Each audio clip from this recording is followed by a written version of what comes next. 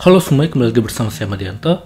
Kali ini kita akan membahas tentang pengingat untukmu yang mulai terbuai dengan kebiasaan boros. Perilaku boros memang menjadi kebiasaan yang dianggap wajar kalau melihat lingkungan sekitar. Tentu kita sudah tidak asing lagi dengan banyaknya orang yang menghambur-hamburkan uangnya untuk hal-hal yang tidak penting. Baik itu untuk sekedar foya-foya maupun menuruti keinginan sesaat. Padahal perilaku boros kalau tidak segera dihentikan akan sangat berbahaya bagi kestabilan finansial. Cepat atau lambat, kondisi keuanganmu pasti akan terganggu. Agar hal ini tidak berkelanjutan, berikut pengingat untukmu yang mulai terbuai dengan kebiasaan boros. Yang pertama, boros sama saja dengan kamu berenang-renang ke hulu, berakit-rakit kemudian. Ungkapan peribahasa satu ini tentu sudah cukup sering kamu dengar. Siapa yang tidak tahu dengan nasihat berakit-rakit ke hulu, berenang-renang ke tepian, bersakit-sakit dahulu, bersenang-senang kemudian. Tapi tunggu dulu, bagaimana kalau sebaris nasihat tersebut kemudian dibalik?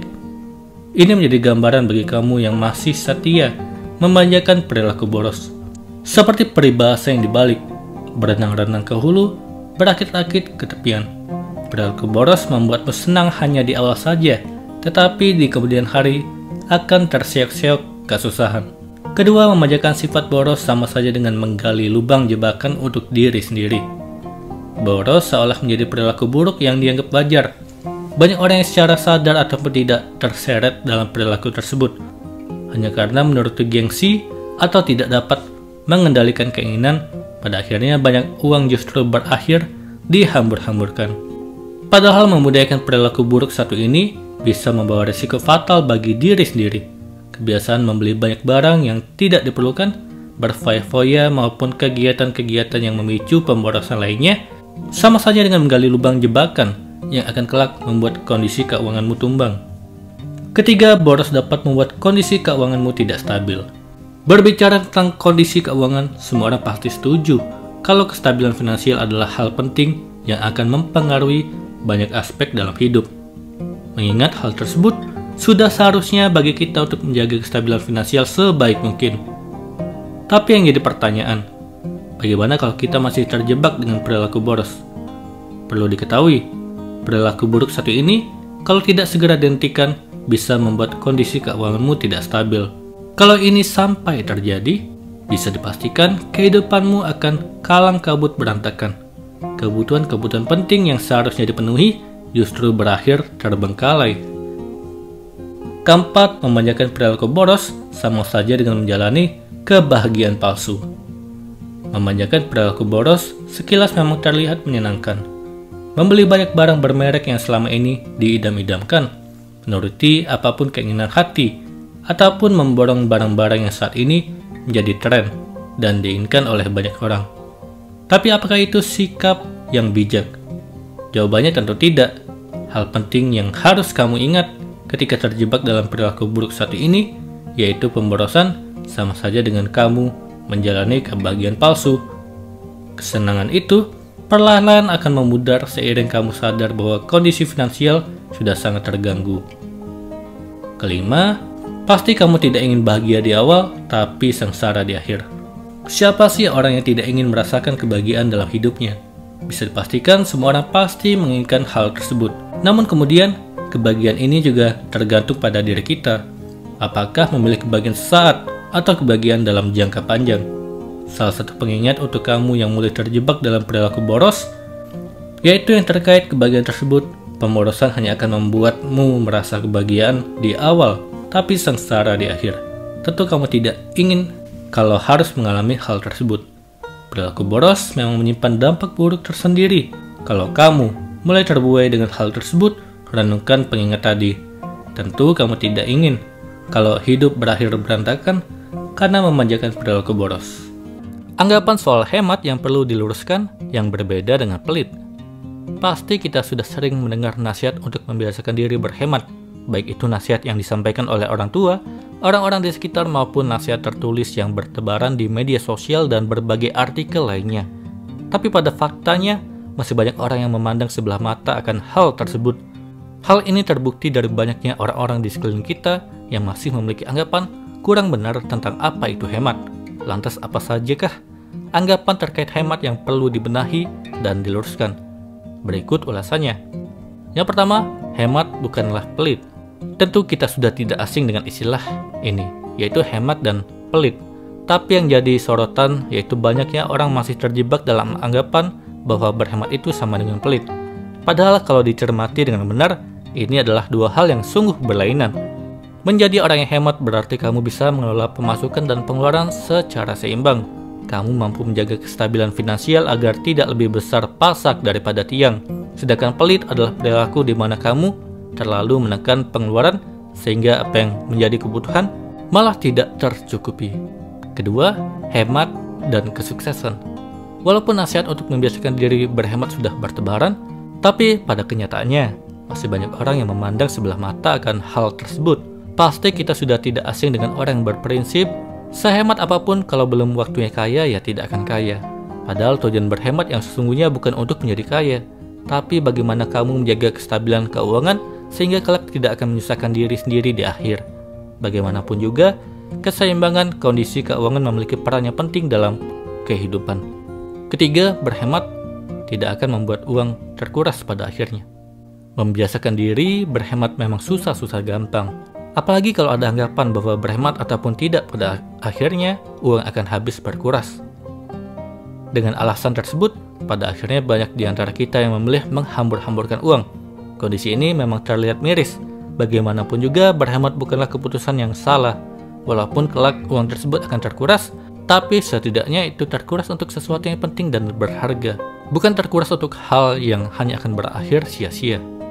Keempat, hemat akan menyiksa diri sendiri. Memang tidak dapat dipungkiri kalau anggapan yang kurang sesuai terkait apa itu hemat masih bertebaran.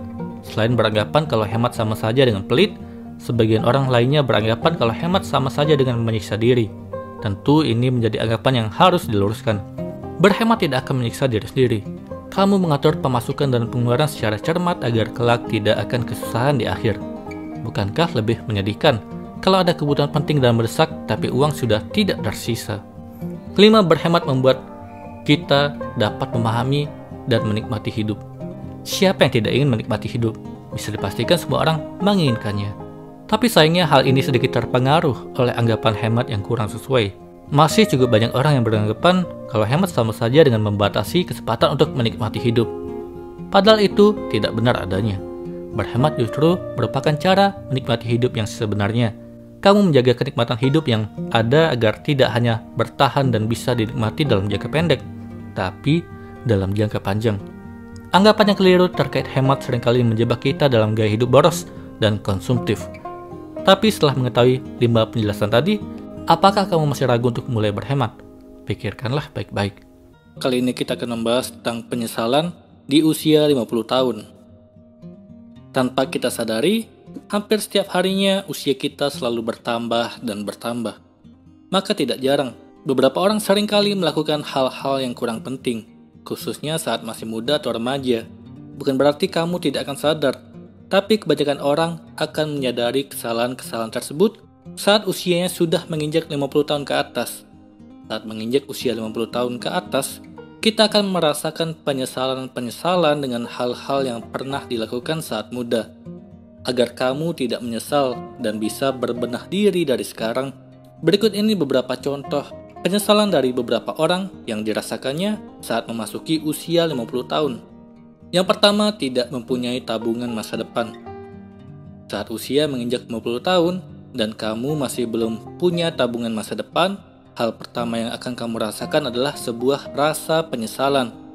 Mengapa saat muda kamu tidak menyisihkan uang untuk tabungan masa depan? Meskipun di usia ini, kamu masih bisa mendapatkan penghasilan, tetapi tetap saja, tabungan ini akan banyak membantu dan sangat kamu perlukan.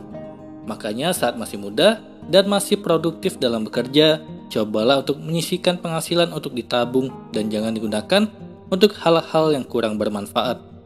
Jangan pernah malas untuk menabung untuk masa depan. Kedua, membuang-buang waktu dengan hal-hal yang tidak perlu. Sekarang ini kamu masih sering menggunakan waktu untuk hal-hal yang tidak bermanfaat. Apakah demikian? Percayalah, hal ini akan kamu sesali saat usia kamu sudah menginjak usia 50 tahun. Bukan tanpa sebab. Karena di usia itulah banyak sekali hal-hal yang tidak bisa kamu lakukan. Seperti saat kamu masih muda. Seperti punya tenaga yang sangat kuat dan ingatan yang masih tajam. Makanya selagi kamu masih muda, cobalah untuk memanfaatkan waktu kamu dengan hal-hal yang bermanfaat, seperti bekerja keras, belajar sebanyak mungkin, membantu orang lain, dan membuat bahagia orang-orang yang ada di sekitar kamu. Ketiga, tidak membiasakan hidup sehat dan tidak mengkonsumsi makanan yang sehat. Percaya atau tidak, saat usia menginjak 50 tahun ke atas, akan banyak sekali hal-hal kurang baik yang kamu rasakan pada tubuh, seperti mudah lemas, obesitas, hingga mudahnya terkena penyakit. Tentunya hal itu terjadi karena di saat usia muda kamu tidak membiasakan hidup sehat dan tidak mengkonsumsi makanan yang sehat. Mulai dari sekarang, cobalah untuk tidak mengkonsumsi makanan yang kurang sehat seperti alkohol, makanan berminyak, hingga makanan terlalu pedas. Tidak hanya itu, cobalah untuk membiasakan hidup sehat dengan berolahraga dan menjaga kebersihan lingkungan, dan ingat, jangan sampai kamu menyesal. Keempat, pernah menyerah saat mengejar sebuah impian. Hampir semua anak muda pasti punya sebuah mimpi dan cita-cita, namun tidak semua orang mampu meraih dan mendapatkan cita-cita tersebut. Alasannya adalah karena beberapa orang gampang menyerah dan kurang bekerja keras saat meraih sebuah impian yang sebelumnya diinginkan. Jatuh dan gagal adalah hal yang wajar dalam sebuah perjuangan. Namun jangan sampai kegagalan tersebut membuat kamu menjadi putus asa dalam meraih sebuah mimpi. Karena kegagalan bukanlah akhir dari semuanya, tetapi merupakan awal perjuangan dan pembelajaran untuk mendapatkan sebuah kesuksesan. Kelima, tidak mempunyai pekerjaan yang sesuai dengan passion. Apakah sekarang kamu masih belum mendapatkan pekerjaan sesuai passion? Kalau belum, geralah mencarinya. Jangan sampai saat usia kamu menginjak 50 tahun, kamu baru menyesalinya dan menyadarinya. Mempunyai pekerjaan yang tidak sesuai dengan passion memang bukanlah akhir dari segalanya. Kamu bisa mencoba pekerjaan sampingan yang sesuai dengan passion kamu. Tentunya hal ini akan membuat kamu lebih bahagia dan tidak akan merasa terbebani saat bekerja sesuai dengan kesukaan. Jadi buatlah dirimu bahagia dan nyaman dengan pekerjaan yang kamu punya. Penyesalan memang akan selalu datang di akhir. Maka dari itu, manfaatkan masa muda dengan baik dari sekarang, supaya penyesalan tidak kamu rasakan terlalu banyak saat usia kamu menginjak 50 tahun. Kali ini kita akan membahas tentang kebiasaan boros yang harus kamu tinggalkan. Banyak orang yang sulit hidup hemat akibat kebiasaan buruk yang tak kunjung segera diatasi. Apakah saat ini kamu mengalami pengeluaran lebih besar ketimbang pendapatan? Coba perhatikan, pos-pos mana saja yang paling banyak menguras biaya sebagai dampak negatif dari hidup boros tanpa perhitungan. Demi menekan pengeluaran bulanan dan memperoleh banyak uang sisa untuk menabung dan berinvestasi, setidaknya kenali kebiasaan boros yang harus ditinggalkan berikut ini. Yang pertama, boros listrik dan air.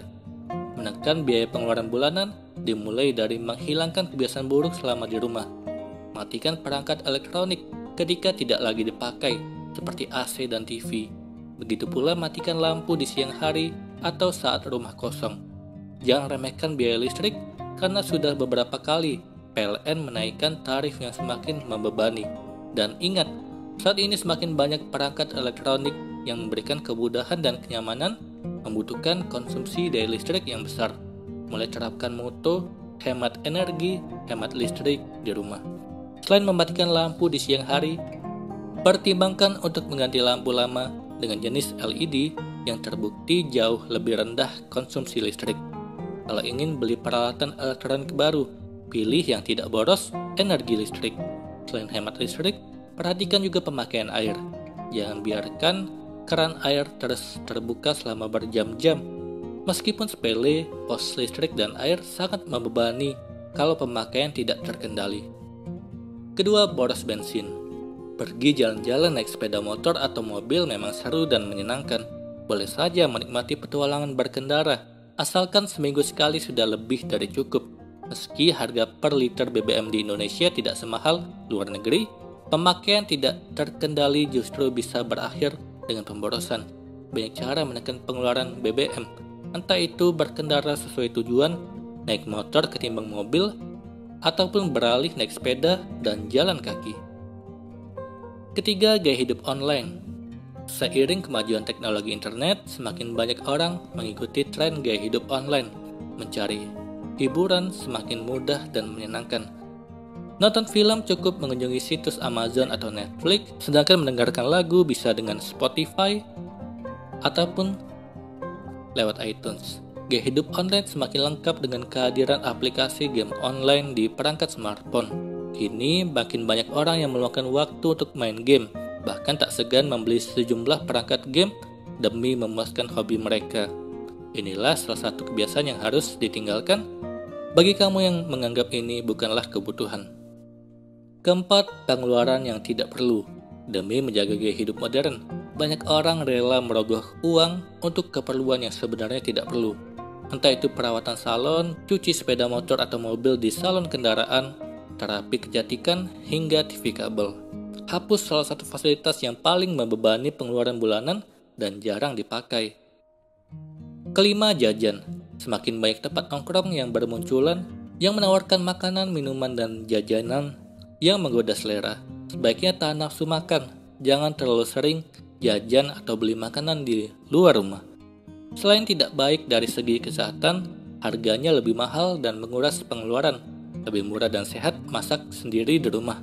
Kalau sekedar seminggu sekali boleh saja kamu lakukan untuk refreshing dan menjaga keharmonisan dalam keluarga, misalnya di acara malam minggu. Keenam, salah dalam menjalankan rencana keuangan. Dalam membuat rencana keuangan, beberapa poin perlu dibuat dalam tabungan, investasi, serta proteksi. Khusus investasi dan asuransi, kamu perlu berhati-hati dan memiliki bekal pengetahuan yang tepat. Untuk investasi, prinsip high return high risk perlu dipahami dengan baik. Pemborosan biasanya menjadi model investasi dan asuransi dalam bentuk unit link. Sedangkan untuk asuransi, pemborosan kadang terjadi pada pengambilan produk yang sebenarnya kamu belum perlu. Misalnya asuransi rawat jalan dari maskapai asuransi swasta. Bukankah rawat jalan sebenarnya bisa kamu biayai dengan dana sendiri atau BPJS misalnya? Itulah tadi beberapa kebiasaan boros yang perlu kamu tinggalkan. Kali ini kita akan membahas tentang terbiasa hidup dengan sedikit barang dan secukupnya. Setiap orang punya gaya hidup dan pola kebiasaan sendiri. Kita tak bisa menghakimi pilihan hidup masing-masing orang, sebab kita pun pasti punya pertimbangan tersendiri dalam memilih gaya hidup yang kita jalani saat ini. Selain itu, tingkat kenyamanan dan prioritas setiap orang pun tidak sama. Kali ini akan kita bahas keuntungan yang bisa didapat ketika hidup dengan sedikit barang bagi yang terbiasa hidup dengan lebih memperhatikan kebutuhan dan fungsionalitas barang. Ada sejumlah karakter positif yang bisa dimiliki. Setidaknya ada 5 kelebihan yang dimiliki oleh seseorang yang terbiasa hidup secukupnya. Yang pertama, punya kemampuan mengelola waktu yang lebih baik. Dikutip dari buku Seni Hidup Minimalis, ketika kita merasa tidak punya waktu, mungkin barang kitalah penyebabnya. Punya terlalu banyak barang di rumah, kita akan membutuhkan waktu yang lebih banyak untuk membersihkan dan merawatnya. Memiliki berbagai benda yang sifatnya dekoratif, kita perlu senantiasa berhati-hati agar tidak merusaknya, sehingga perlu meluangkan waktu yang khusus untuk selalu menata ulangnya kembali. Berbeda kalau kita punya barang secukupnya, kita bisa lebih menghemat waktu yang dapat dialokasikan untuk hal-hal yang lebih penting daripada sekedar kebingungan harus memberi perawatan ekstra untuk barang-barang yang kurang penting. Kedua, tidak mudah stres. Coba pikirkan berapa banyak energi yang kita habiskan untuk memiliki suatu barang, merencanakan untuk membeli, membaca ulasan tentang barang tersebut, mencari diskon, mengumpulkan, atau mungkin meminjam uang untuk membeli, pergi ke toko, membawa pulang, mencari tempat penyimpanan, belajar menggunakan barang tersebut.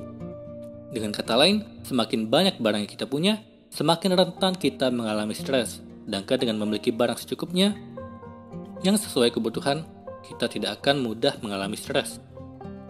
Ketiga, lebih terbuka dengan pengalaman baru. Misalnya kamu berencana berlibur ke suatu tempat. Saat berpergian, kamu membawa barang secukupnya saja.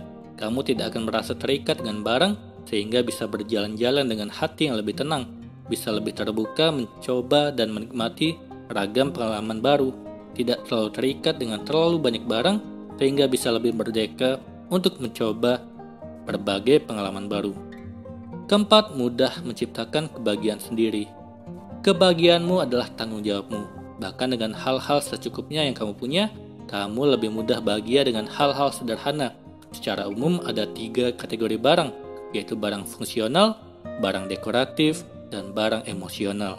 Selama kamu bisa mencukupi kebutuhan barang-barang itu tanpa berlebihan, maka kamu bisa lebih mudah menemukan kebahagiaanmu sendiri tanpa harus terlalu terikat dengan benda atau barang. Kelima, tidak gampang iri. Saat melihat gaya hidup orang lain yang begitu glamor atau mewah, kamu cukup menghormati pilihan hidupnya, tidak menghakimi, juga tidak mudah iri. Dengan gaya hidupmu sendiri yang secukupnya, kamu sudah bisa bahagia dan menikmati hidupmu dengan nyaman. Selama kamu nyaman dengan segalanya yang serba cukup, kamu tidak akan gampang iri dengan kehidupan atau kepemilikan orang lain. Itulah tadi pentingnya terbiasa hidup dengan sedikit barang dan benda secukupnya. Semoga ini bermanfaat. Sekian dan terima kasih.